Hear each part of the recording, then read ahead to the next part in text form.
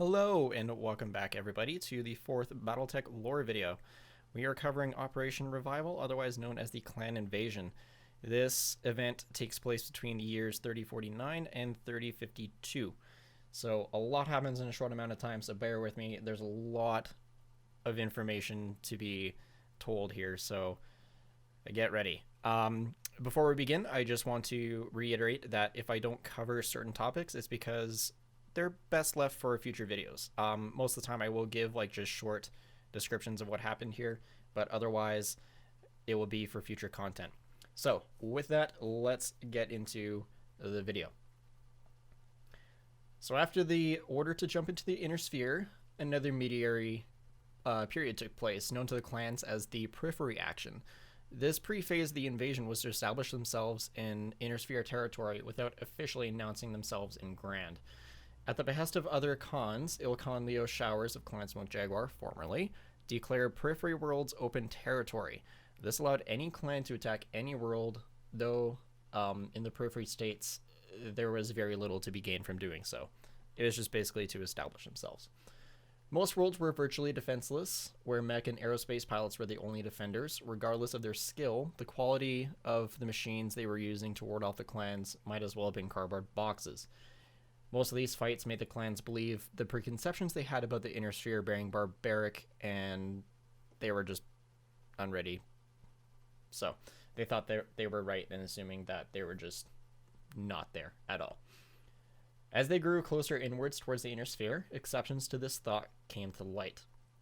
Clan Wolf and Beta Corridor started to run into more organized resistance, mostly from inner sphere mercenary units. While they put up stiffer resistance, they also offered valuable information on inner sphere tech, tactics, etc.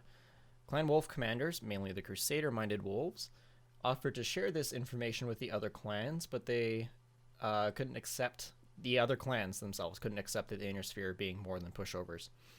The most notable event to happen in the Periphery Action was the capture of Felon Kell, mercenary of the Kellhounds, in August of 3049. However, the relevance would not be known until some time after. This is covered in a little bit. By January 3050, all periphery targets had been taken, and the clans had dug their roots into these worlds extremely deep. So deep they attracted the attention of Comstar.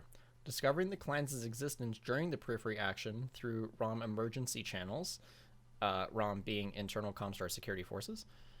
After much debate, Comstar Primus Mindo Waterley sent explorers to meet with the invaders. The clans had great respect for Comstar, being a lasting legacy of the old Star League, whom was also committed to its restoration. Comstar in turn strongly believed the clans would help them in their purpose, and sent Precentor Anastasius Fott to conduct formal negotiations with the clans. Terms were eventually struck. Comstar would suppress all communications coming or going to targeted worlds by the clans, and in certain instances pass along military information to them. In exchange, the clans would not meddle in Comstar affairs and allowing them to administrate conquered worlds. March 7th, 3050, the clans officially pushed into inner sphere borders with the launch of the first wave. By the end of the month, all four invading clans gained territory in Combine, Republic, and Fedcom space. Not expecting an attack of the magnitude, the clans were bringing, the inner sphere was caught completely off guard. Bringing superior technology, the clans were almost always able to avoid electronic detection, appearing in orbit without warning.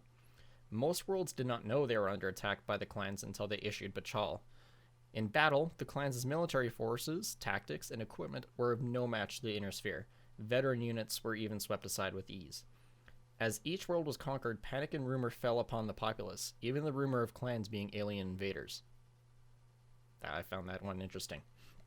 While victorious in conquest, the clans started to experience difficulty once inner sphere commanders caught on to the clans' Zelbergen, or Code of Honor, when it came to trials.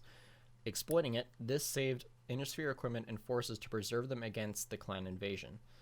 On Tel 1, the Jade Falcons failed to capture Prince Victor Steiner Davion.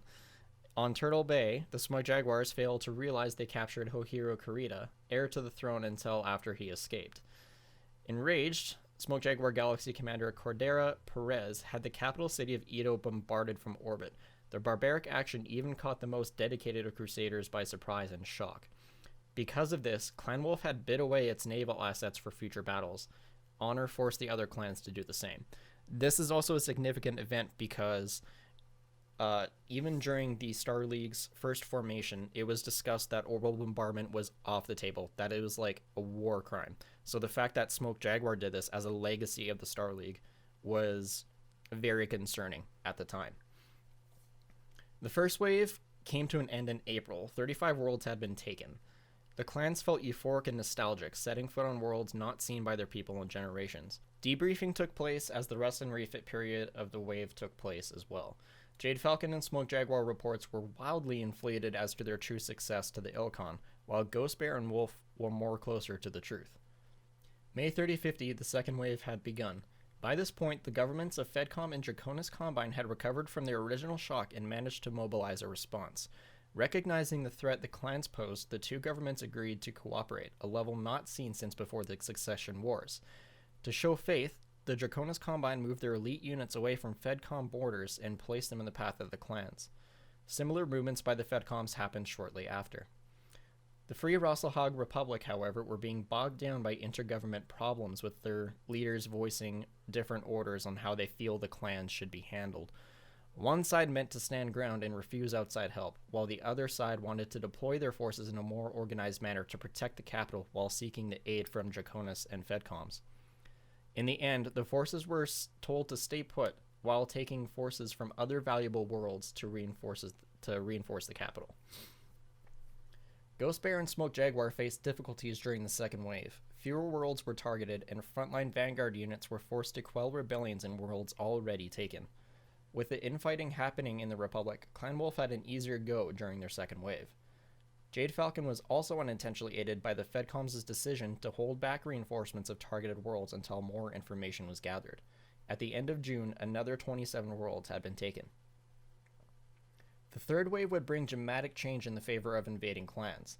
Prior to the start, Ulrich Kerensky had shown a revised plan of attack, amounting to a near doubling of the worlds originally targeted. The Wolves' intent was very apparent. If they were forced to participate, they were going to win. The other clans were suffering logistical problems and rebellions, and still dejected the Wolves' overreach and worried that they would jeopardize the invasion.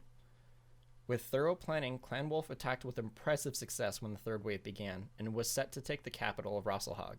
However, the world was on the border of the Clan Ghost Bear and Wolf invasion corridor.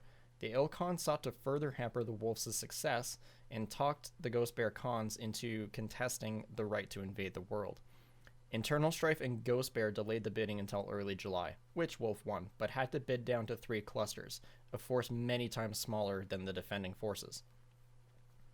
The Wolf Khan had a secret plan beyond the knowledge of the other clans. Despite being put against forces many times their own, he had a secret.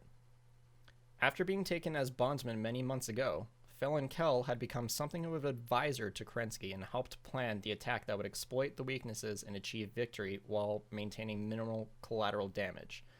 The resulting Battle of Rosselhog was a victory for Clan Wolf, forcing the elected prince to flee. The third wave ended with Wolf taking 11 of the 25 worlds captured by the clans. The fourth wave would nearly bring the invasion to a halt, when Clan Wolf's success began to bother the Ilkhan. Attempting to slow the wolves down, he was outright denied that right because they found success where others failed. There was no reason for him to stop them. When the fourth ended in October, Wolves had captured 16 worlds. Ghost Bear took extra time to refit and didn't launch until late August, but managed to succeed in capturing 8. This was a huge thing because they improved upon their success the last 2 waves when they didn't even manage to take, I think, 5 or 4. So it was a vast improvement.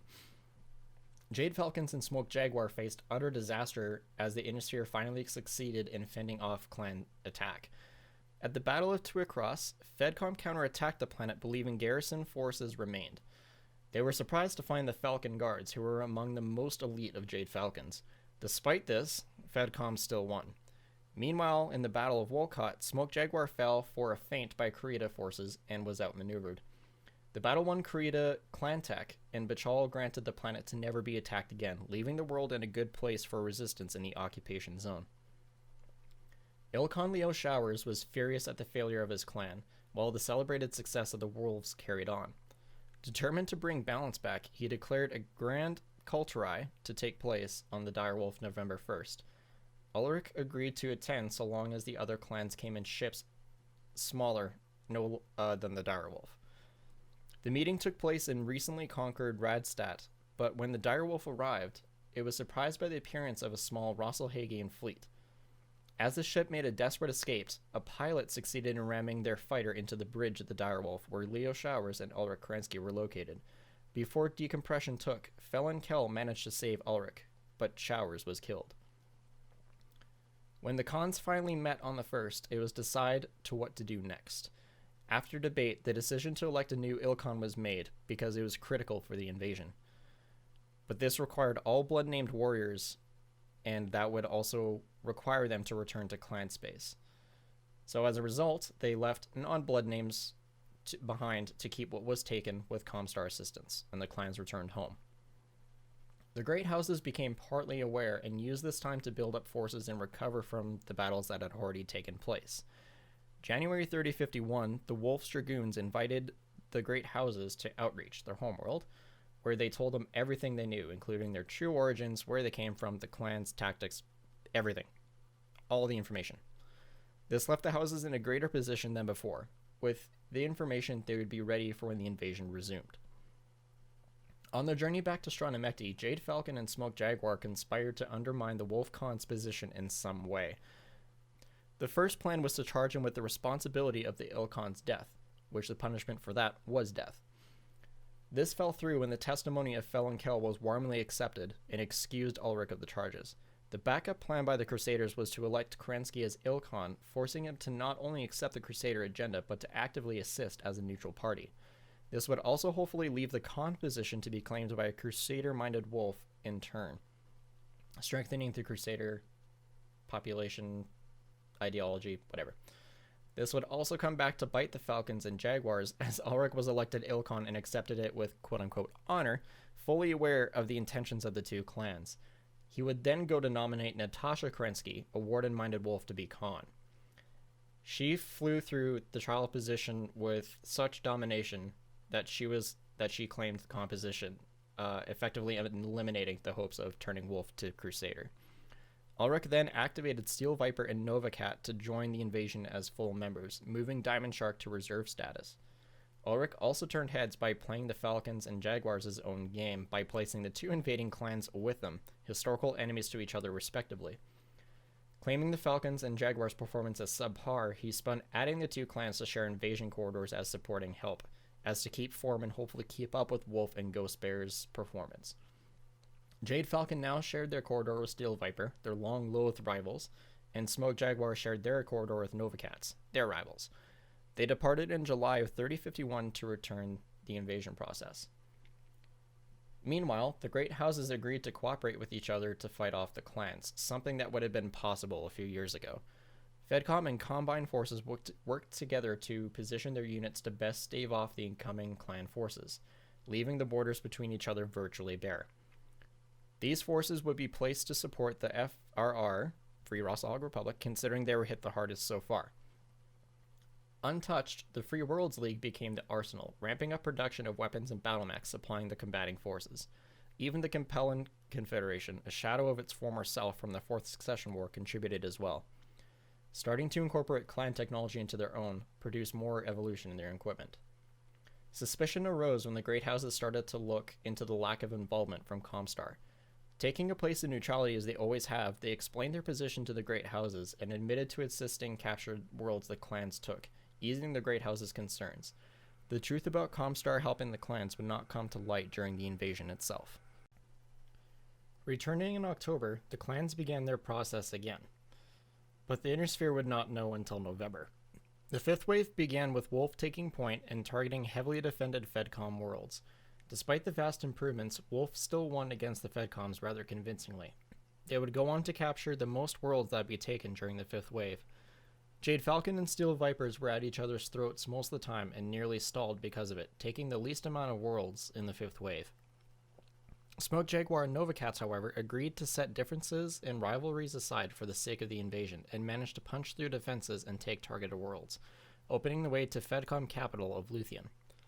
Ghost Bear were the second most successful during the fifth and took Combine capital Ashlane. Despite the cooperative success, the Battle of Luthien was a resounding defeat for Smoke Jaguar and Nova Cats. While the Great Houses were winning more often, they were still losing world after world to the clans. In the middle of the Fifth Wave, Precentor Fought of Comstar met with Kerensky in late January 3052, where he revealed the clans' ultimate goal as Terra. Finding this unacceptable to lose Comstar's homeworld, a new plan was put in motion. Comstar would leave its place of neutrality to put forth the Comguards in a trial of possession of Terra on a neutral world. They announced to the Great Houses that Comstar would no longer remain neutral and began to feed information to the houses to better face the clans and defeat them. The Precentor found a perfect proxy world within the FRR and a backwater agrarian planet that is known as Tukiad. The clans accepted the Bachal and began to bid for Terra. Ilkhan Kerensky and Precentor Fought began to hash out the details in mid-April. The 7 invading clans would face the entirety of the Comguards for possession over 12 major cities on Tukiad. If the clans captured the most, they would take Terra and the clans would win.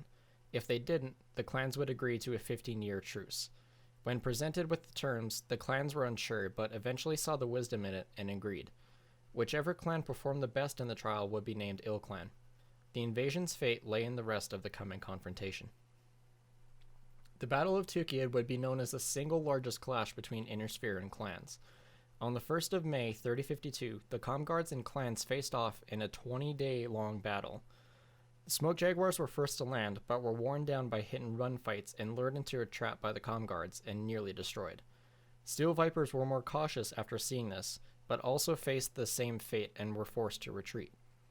Diamond Sharks and Nova Cats were also defeated, but the Nova Cats took pride in inflicting more casualties on the Comguards than the other clans.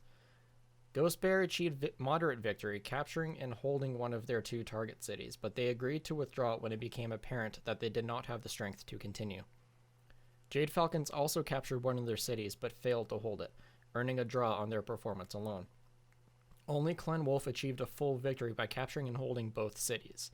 At this point, Kerensky and Fought both agreed that the battle came to its conclusion in favor of Comstar. In the aftermath, 40% of Comstar forces were killed and the clans were equally battered. In the end, it achieved the purpose of peace between Inner Sphere and clans. By terms of the truce, a line was drawn across the Inner Sphere. Worlds below this line could not be attacked by the clans, while worlds above it were open. Even with the terms, many clans were furious and made many attempts to void it or even go around it through unofficial means. This anger eventually fell on Ulrich Kerensky, and the efforts to have him executed for treason would lead to the Refusal War. The devastating conflict that followed between Jade Falcon and Clan Wolf would leave both clans in tatters, Wolf even more so as they were sundered in the creation of Clan Wolf in Exile, the official parting between Warden and Crusader wolves. The Wardens would be forced into exile for their supposed treachery. Along with the Battle of Tukiad, Primus Waterly attempted to carry out Operation Scorpion and seize control of the entire Inner Sphere. Despite some minor victories, the move failed, and was even brutally dealt with in the clan occupation zone. Waterly was deposed by Precentor Fought. Attempts to reform Comstar led to the Comstar Schism and the creation of the Word of Blake. The invasion also brought the Great Houses together in a way that had not happened since the fall of the First Star League. The Jade Falcon incursion of 3058 was put to a hard stop thanks to a joint task force put together by the Great Houses led by Precentor Fought and First Prince Victor Steiner. The Jade Falcon incursion of 3058 was put to a hard stop thanks to a joint task force put together by the Great Houses led by Precentor Fought and First Prince Victor Steiner Davion. Upon the building victories, the Great Houses agreed to meet in October 3058 and formally announced the creation of the Second Star League, electing Chancellor Sun Tzu of Liao as First Lord. And with that, that brings an end to Operation Revival. I know at the very end it jumped way ahead to 3058, but don't worry. The next video will cover the intermediary period in between the end of the invasion and 3058. And we are rapidly approaching current end of clan history. So it's getting pretty good. Anyways, guys, with that, thank you so much for watching. Thanks for sitting through all this information. It was quite a text dump. And again, I apologize for the most likely lazy editing that you'll see in this video. Just when videos get above 12 minutes, it takes a lot of work and a lot of time to actually get going. And considering that I set myself deadlines and I don't want to be working on the same video for like a month straight, I had to get this out at some point, so I need to cut losses somewhere. So again, I apologize for if this video is lacking in quality, but there's some give and take here. Anyways, guys, thanks so much for watching. I will catch you guys next time. Goodbye.